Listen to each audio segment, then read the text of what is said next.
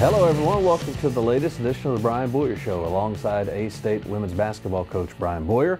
I'm Brad Bobo. Lots to get to on this edition of the show. We'll look at the last couple of A-State wins and look ahead to what's coming up. But Coach, in general, it's safe to say you've now cycled through both of your byes. You've got 6 games left. The stretch run of this season is upon us. Yeah, it is. We talked repeatedly about the early start, January, the number of games, all at once it seemed like, and then we got into February where we've had a little bit of some breaks here, and I like the way our team has handled it.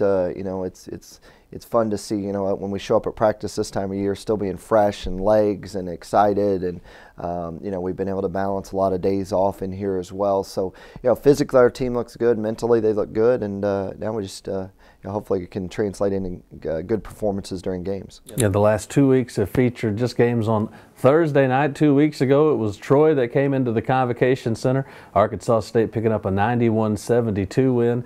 As we take a look at some of the highlights from that win here at home. And Coach, really this game boils down to a great start, a really solid first half for your team. Yeah, this first half was we've had some good ones, but this was a really good one. Start out, Khadijah really shooting the ball well. She went through about a 3-game stretch. She'd actually injured her ankle down at Troy, and while she played through it, she wasn't quite the same. And I felt like this was the game where it was kind of her really back to her normal self. She looked like she had some bounce in her step and really playing well.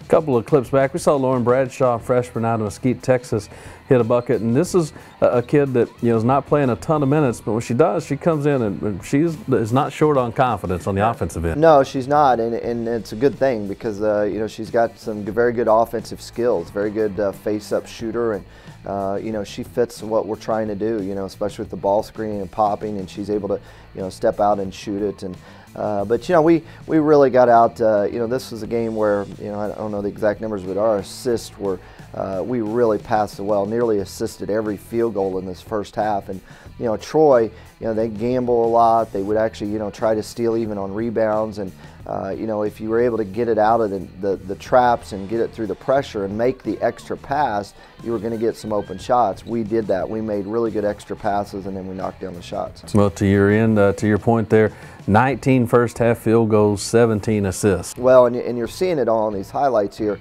too of I'm not sure yet that we've seen a basket made that was off the dribble. On cue, there's one right there. But for the most part, everything, as like I said, has been assisted. Really good passing. Here's another example. I love this one here. Penetrate and kick for 3. We've seen a few of those, and you find yourself against Troy in a lot of advantage situations, 3-on-2s, 4-on-3s, 4-on-2s, those type of things. And, it's just a matter of whether you're going to make the right decisions. And if you do, you're going to get open shots. So you mentioned threes in transition, and you've got enough shooters. You look at, Drea Gamble, Hannah Cadan, even Khadijah or Flannery if she's out there, where, a lot of coaches wouldn't want a three-pointer in transition, but it's okay by you. Yeah, it's okay as long as, our players understand this too. As long as it's in rhythm, and it's wide open, it's a shot we'll take. And especially in this game against Troy, where you don't want to take early bad shots, or you can find yourself in a real, playing right into their game. But I'm okay with us, turning down a layup for a long, for a wide open 3 in transition. I think we have a great opportunity to make those shots. And even if you don't, in most of those cases, you're going to have numbers where you might have an advantage on the offensive boards. The second half of this game, we see a lot of scoring. Obviously got to 91 points. No, it wasn't as tidy as the first half, but Troy did some things trying to kind of, for sort of complimentary to them, kind of ugly it up and get back in it. Yeah, they picked up the pressure on their press, and we got careless at times. We got hesitant at times. We got tentative at times against it, but. Once we as a whole, we managed to get through it. And again, you're still seeing a lot of offense here in advantage situations. And once we were able to take, care of it against the press, you're able to get out and get some layups. Yeah, again, on cue there. Jamie Ruffins ahead to Cadan. Here's Jamie leading a little break again. Well, getting it, Jazz there in the open court, again, that's against the pressure. And, we've been very fortunate here during my time and including this year to have frontline players, post players that are okay in transition, against press and press breaks that can finish in those situations. And there's an example of Jazz. She's got really good hands, catches it well, and can finish in those situations. Jasmine Hunt, one of 4 players in double figures. In fact, a career high in this game for Jazz, 23 points to go with 9 boards. Well, and again, a lot of that, a lot of those scores are not necessarily back to the basket post-up scores. A lot of those are, transition 3-on-2 type settings, 4-on-3s, breaking the press where it's a 2-on-1 situation, and again, able to catch and finish and transition in those possessions, and not so much back to the basket like she normally does. After this win against Troy, A-State finally caught its first bye in Sun Belt Conference play, so they sat a weekend, went back to work the following Thursday at Georgia Southern. We'll recap that game. We'll also visit with Jamie Ruffins and look ahead to a trip to Little Rock, and finally a return to the Convocation Center for A-State when the Brian Boyer Show continues right after this timeout.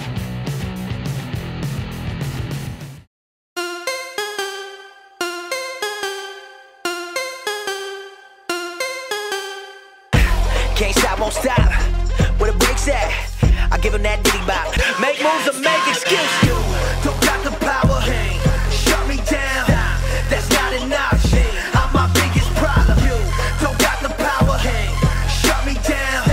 That's not enough. You can't stop me.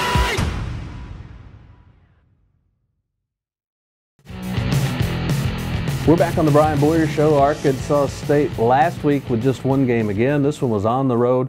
First trip to Statesboro, Georgia to take on Georgia Southern. Coach, this was a team, at the bottom of the Sun Belt standings. Your team toward the top, and you to that time of the year where none of that matters. This was a game that I know had you very concerned headed in. Yeah, and largely because of how well they played against us here at our place. A very physical front line. One of the really the few teams this year that was able to take advantage of their size against our lack of size, so to say, on the front line, and they really took advantage of that. They've got capable guards that can really shoot it. One can attack off the drill. It's a talented group, and I'm honestly more surprised by their lack of wins because of how talented they are.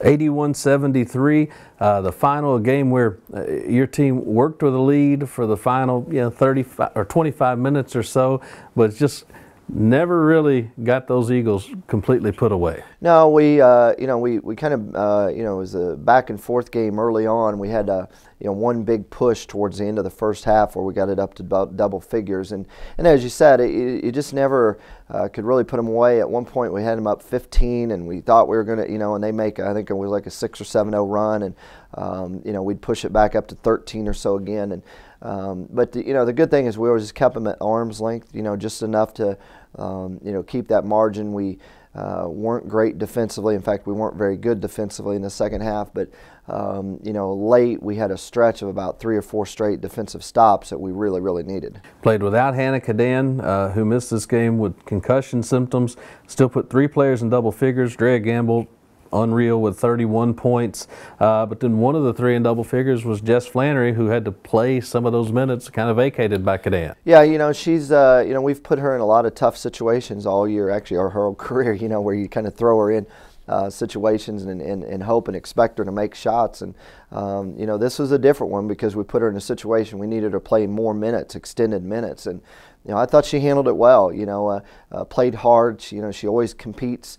She was very aggressive, and, really stepped up to the what we needed, and was crucial in helping us get this win. So that 8-point win on the road improved Arkansas State to 12-2 in the Sun Belt Conference. As we take a look at the updated standings in the Sun Belt, you find your team in second place, just back of UALR at 14-1. I know we'll talk more about the Trojans in a minute, but again, gotta like where your team's sitting right now. Yeah, it's been to this point. We've done well, and but from a conference championship standpoint, we're still in a pretty much a must-win situation. And because of how well Little Rock has played this year, because of what they've done, there's just zero margin of error. And we still sit a game behind. And but I guess the flip side of that is there has been a little bit of separation with everybody else, which is good. We've separated ourselves from that third spot a little bit, and if we'll just win our share out here, coming down the stretch here, we're I'd at least be able to finish in second, if not anything else. As you see, there's stiff competition for the 1 and 2 spots, but what's going to be also very interesting coming down the stretch is that fight for that 8th spot, that final trip to New Orleans in the Sun Belt Conference Championship. A-State's already punched its ticket to New Orleans in the Sun Belt tournament coming up in March, so we've got that to look forward to. As we go along with this edition of the program, you got a visit with Jamie Ruffins to look forward to as well, and we'll preview Thursday night's game at UALR and Saturday's return to the Convocation Center. When we continue on the Brian Boyer Show right after this.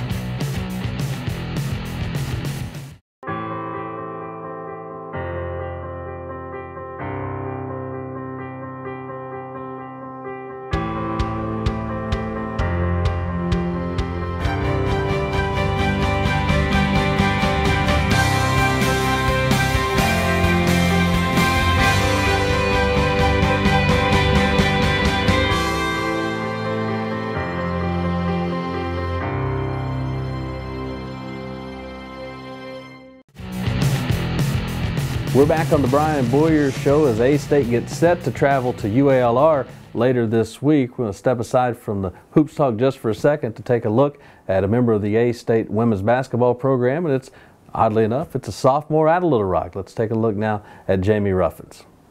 Sophomore guard Jamie Ruffins was a standout point guard for Little Rock Central High, averaging 10 points, 4 rebounds, 3 assists, and 3 steals while in high school.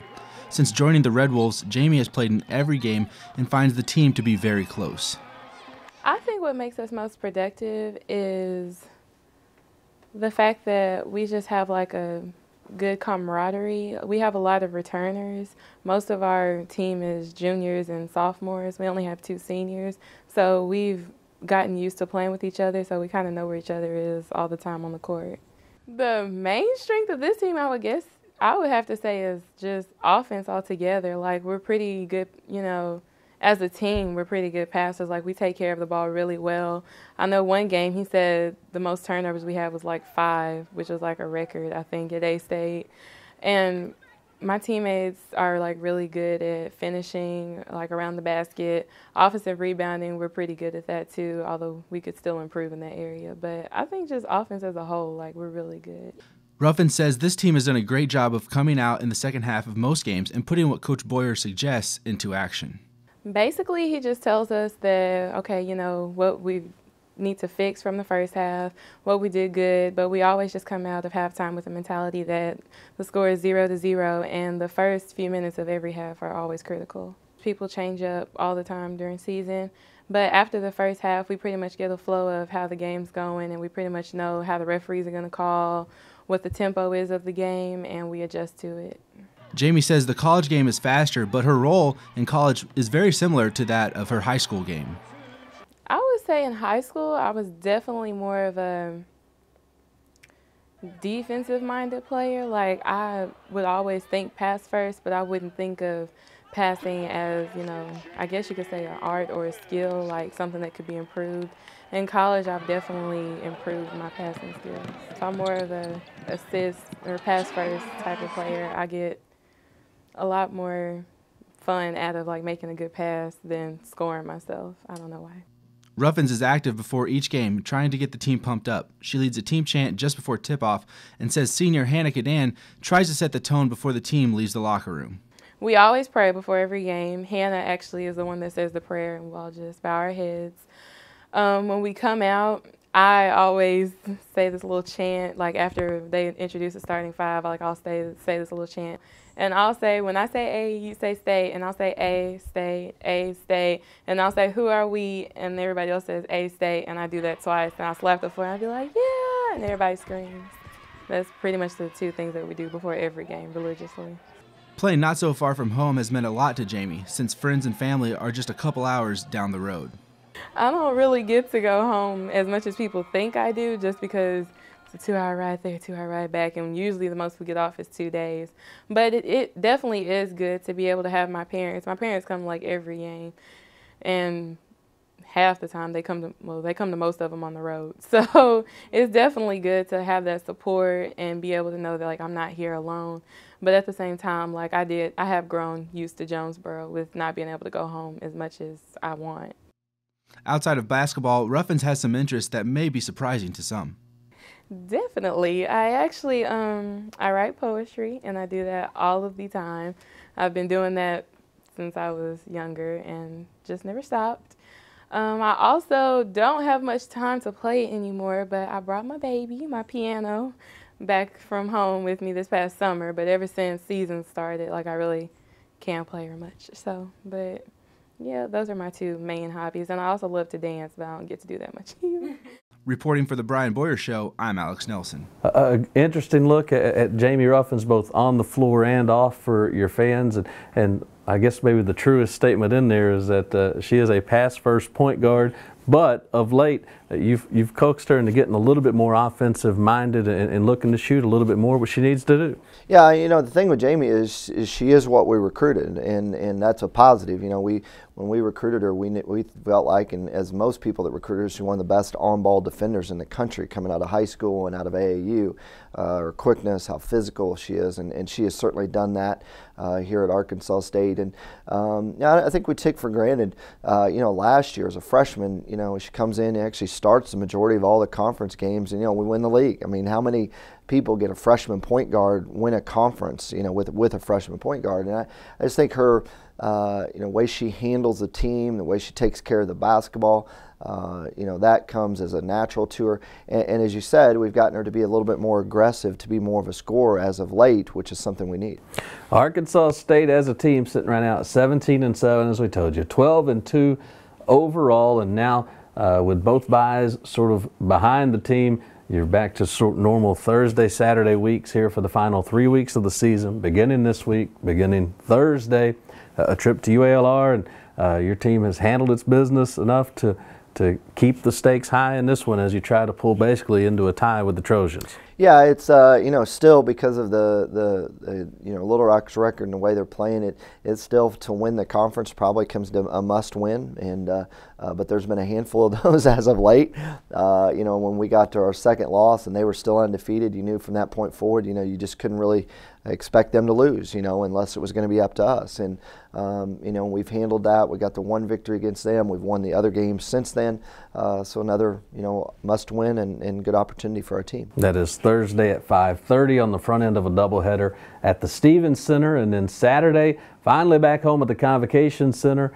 Split doubleheader, 3:05, 7:05 with the A-State men. ULM coming to town, and on top of the game and on top of the stakes coming down the stretch, this is a special day for your program as you have your Play for K Day. It is. You know, obviously, again, a big game for us. You know, not only conference standings, but postseason hopes. You know, big game there. And then, yeah, Aisha Stewart, assistant coach, she's handling our Play for K game where we recognize 15 of our heroes, breast cancer survivors, and that's always a really neat day, not only for them and their families, but for our team, my players that you know, personally get to meet these ladies and get to know them, and we get to honor them on this day. So make your plans to hopefully catch both of those games, again Thursday at UALR, but finally back at the Convocation Center Saturday, 3:05 the tip against ULM. Coach, good luck to you and the team this week. All right, thanks, Brad. So until we see you at a ball game, until we join you for the next edition of the Brian Boyer Show, for the coach, I'm Brad Bobo. So long, everyone.